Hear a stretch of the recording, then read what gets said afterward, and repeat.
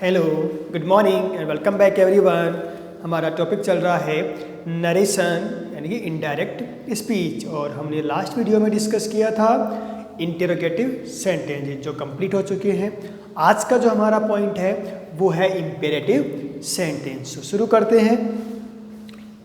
Imperative sentence basically होते क्या हैं? आज्ञार्थक वाक्य जिनमें रिक्वेस्ट, ऑर्डर, कमांड या फॉरबिड यानी मना करना ये सब किया जाता है। यानी कि उस सेंटेंस में क्या करते हैं, या तो किसी रिक्वेस्ट की जाती है, या किसी को कमांड यानी ऑर्डर करते हैं, या फिर किसी को मना करते हैं यानी फॉरबिड करते हैं। ओके, सो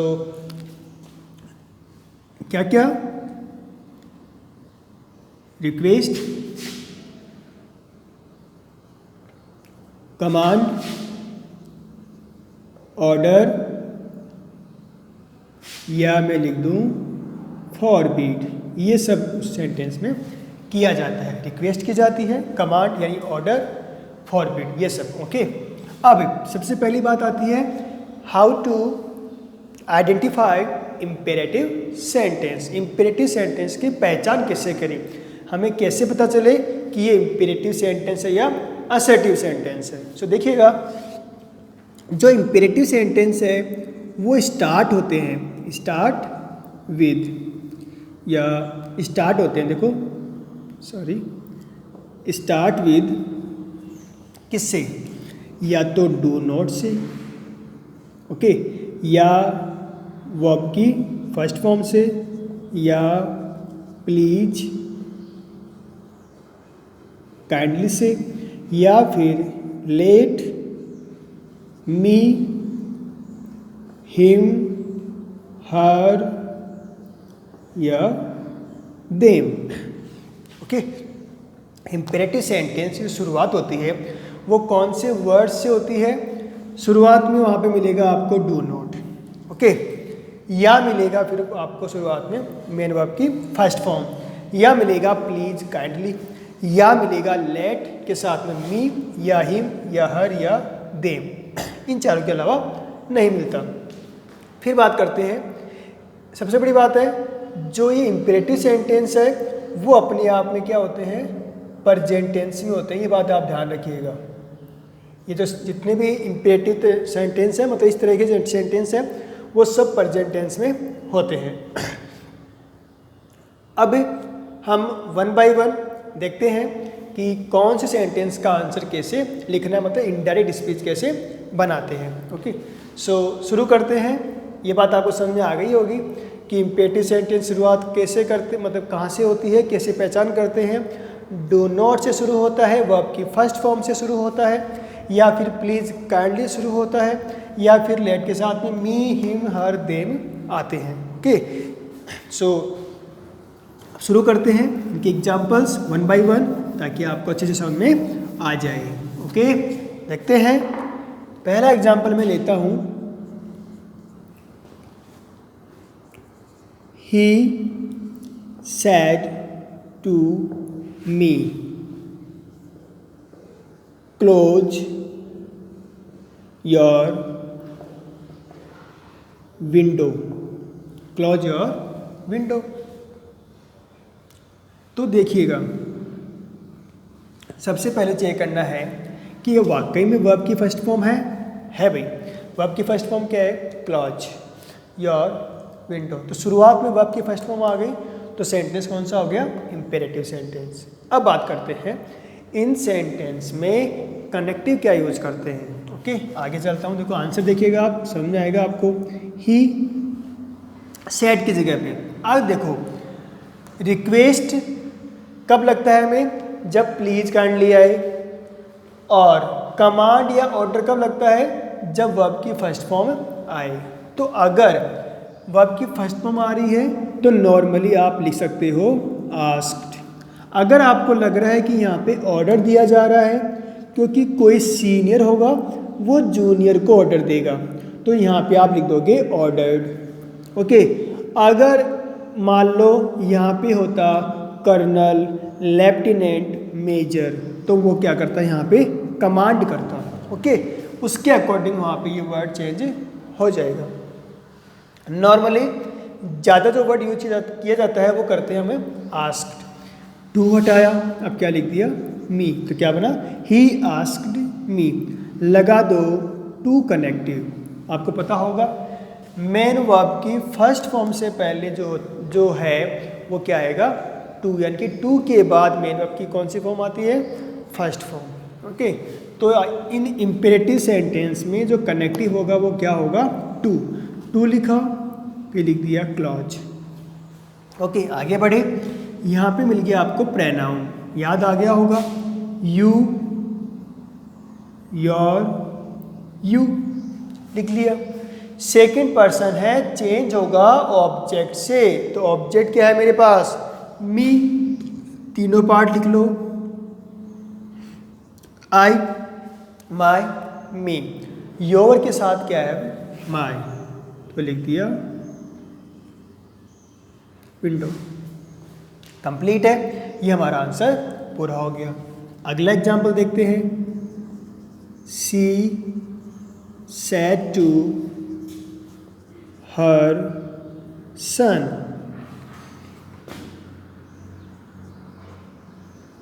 ब्रिंग न्यूज़पेपर। ओके, देखिएगा, सी सेड टू हर सन, उसने अपने बेटे से कहा, बेटे से कहा है तो ऑर्डर दे सकती है बिल्कुल। तो मैं यहाँ पे क्या लिख दूंगा, ऑर्डर्ड हर सन। ओके, कनेक्टिव क्या आएगा भाई, टू। पता होगा आपको, बताया था लास्ट वीडियो तक, बताया था कि कॉमा आते ही आप क्या समझोगे कि वहाँ पे हमें अब कनेक्टिव लगाना है। ओके, तो कनेक्टिव लगा दिया टू। अब आगे क्या है, टू ब्रिंग, और क्या है, न्यूज़पेपर। देखो आगे क्या होगा, आगे या तो आपको चेंज करना होगा कोई प्रोनाउन, या चेंज करना होगा कोई adverb of time and place. So जितना लिखा हुआ है उतना आप लिख दे। चेंज होने वाला अगर प्रोनाउन है तो चेंज करे, अदरवाइज नहीं करे। एडवर्ब चेंज हो रहा है तो करे, अदरवाइज नहीं करे। टू लगाएं, सिंपल सा जो लिखा है ऐसा का ऐसा लिख के आ जाए, आपका आंसर क्या हो गया, कंप्लीट। फिर बढ़ते हैं आगे। हमने भी बात की है वर्ब की फर्स्ट फॉर्म वाला सेंटेंस। अब बात करते हैं, अगर डू नॉट आता है तब उस सेंटेंस का आंसर कैसे बनाते हैं। देखिएगा, I said to him don't ask my name. Don't ask my name, देखो डोंट आ रहा है, ये आप ध्यान रखिएगा। डू नॉट आता है बट डज नॉट नहीं आता है। अगर डज नॉट या डू नॉट आप लिखते हो कई बार और लास्ट में क्वेश्चन मार्क आए, तब आप समझना वो क्या है, इंटरोगेटिव सेंटेंस है। बट अगर इम्पेरेटिव सेंटेंस होगा तब उसके शुरुआत में डू नॉट होता है और लास्ट में फुल स्टॉप होता है। ओके, दूसरी बात, यहाँ पे डज नॉट कभी नहीं आता। आप ये ना सोचे कि डू नॉट आ रहा है तो डज नॉट भी आ सकता है, ऐसा नहीं होगा। डू नॉट ही आएगा, डज नॉट नहीं आएगा इम्पेरेटिव सेंटेंस में। ओके, सो आगे बढ़ते हैं। आई लिखा, सेड की जगह पे अब क्या कर दो, आस्क्ड। अब क्या लिख दो आप, हिम, आई आस्क्ड हिम। अब देखिएगा, कॉमा आ गया, कनेक्टिव लिखना है हमें टू। यहाँ पे ध्यान रखना है, अगर डू नॉट आ रहा है ना तब वहाँ पे आपको लिख लेना है सीधा ही नॉट टू। नॉट आएगा, ओके, बाद में आपको टू लिखना है, समझ में आया। अगर डू नॉट आ रहा है तब वहाँ पे आप सीधा क्या लिख दो, नॉट टू, और टू के बाद मेन वर्ब की फर्स्ट फॉर्म। फर्स्ट फॉर्म यहाँ पे क्या है, आस्क। ओके, डू नॉट के बाद जो वर्ब होगी वो वर्ब की फर्स्ट फॉर्म ही होगी। ओके, तो फर्स्ट फॉर्म लिख दी टू आस्क। फिर आगे बढ़ते हैं, माई, फर्स्ट पर्सन चेंज होगा सब्जेक्ट से। सब्जेक्ट क्या है, आई, तो मैं यहाँ भी लिखूँगा, देखो आई माई मी, आई माई मी, तो वापस माई के सामने क्या आ जाएगा, माई, तो my name, full stop. Okay, answer क्या बना, I asked him not to ask my name. Okay, अब देखो इसका एक और तरीका है आंसर लिखने का। देखिएगा वो क्या है, आई अगर इसकी जगह पे आप लिखते हो फॉरबेड, क्या लिखते हो? फॉरबेड। अगर आप आस्क्ड की जगह पे फॉरबेड लिखते हो, ये फॉरबेड भी फॉरबिड की ही सेकंड फॉर्म है। ओके, तो आई फॉरबेड, फिर आप यहाँ पे लिख दोगे हिम। अगर आप फॉरबेड लिखते हो तो नॉट नहीं आएगा, सीधा क्या लिखना है हमें? टू, क्योंकि फॉरबेड का मतलब होता है मना किया, तो इसमें नॉट ऑलरेडी है। अब दोबारा से हमें नॉट नहीं लिखना, तो आई फॉरबेड हिम टू। फिर आगे क्या बच रहा है? Ask my name. दोनों आंसर में डिफरेंस कहाँ हुआ? नॉट टू यहाँ था, यहाँ पे ओनली टू है, बस यही ध्यान रखना है। आस्क्ड हो तब तो नॉट टू, फॉरबिड हो तब टू। आगे बढ़ते हैं, ऐसा एग्जाम्पल और लेते हैं एक और। Rohit said to his friends. Rohit said to his friends, don't pluck the flowers. Don't pluck the flowers. Okay. Rohit ने अपने दोस्तों से कहा डू नॉट, यानी कि डोंट प्लग द फ्लावर्स, फूलों को मत तोड़ो। प्लग का मतलब क्या होता है? तोड़ना। आगे बढ़ते हैं, आंसर क्या आएगा? Rohit asked his friends. एक तो ये तरीका है, दूसरा मैं साथ में लिख देता हूँ, Rohit forbade his friends. Rohit forbade his friends, Rohit asked his friends. Okay, asked आएगा तब तो आएगा नॉट टू, फॉरबेड आएगा तब ओनली क्या आएगा? टू। सिंपल। अब आगे जो है वो ऐसा कैसा रहने वाला है, मतलब जो इसमें होगा वो इसमें होगा। फिर आगे क्या बच रहा है? टू के बाद फर्स्ट फॉर्म तो आ जाएगा प्लक द फ्लावर्स, और इसमें भी क्या आ जाएगा? Plug the flowers. ओके, सो ये थे हमारे एग्जाम्पल्स। आप इनका स्क्रीनशॉट ले सकते हो, फिर अपने नोटबुक में नोट कर लेना। ओके, ऐसा का ऐसा। और अब जो इसका आगे वाला पॉइंट है, हमने फर्स्ट फॉर्म वाला देख लिया, डू नॉट वाला देख लिया। अब बात करते हैं हम प्लीज और काइंडली वाले सेंटेंस की। ओके, तो ये सब आपको आई होप समझ में आ गया होगा। ध्यान क्या रखना है, जो इम्पेरेटिव सेंटेंस है उनमें कनेक्टिव आता है टू। यहाँ पे asked, requested, order, commanded, forbid, ये सब चेंज होता रहता है अकॉर्डिंग टू सेंटेंस। सो आगे बढ़ते हैं। हमारा अगला एग्जाम्पल है वो है प्लीज काइंडली के हिसाब से।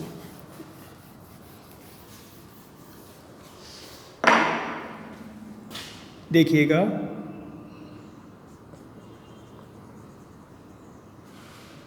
The beggar said to me please give मी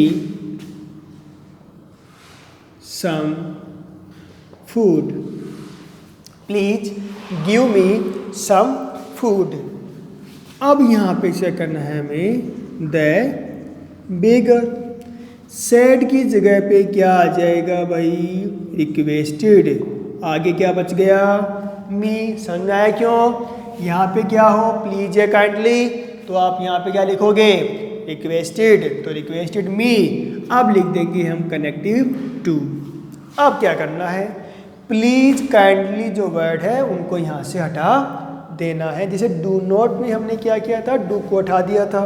वैसे ही प्लीज काइंडली वालों में, उन सेंटेंस में टू को, सॉरी, प्लीज या काइंडली को हटा देना है। क्या आ गया? To.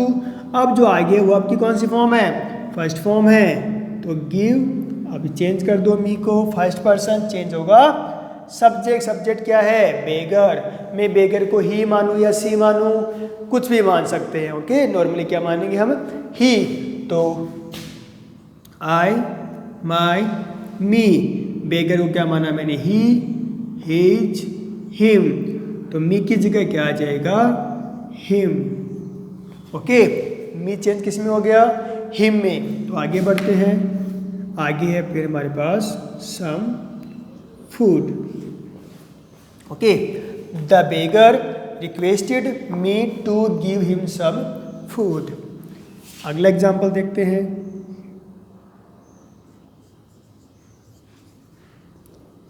The child said to his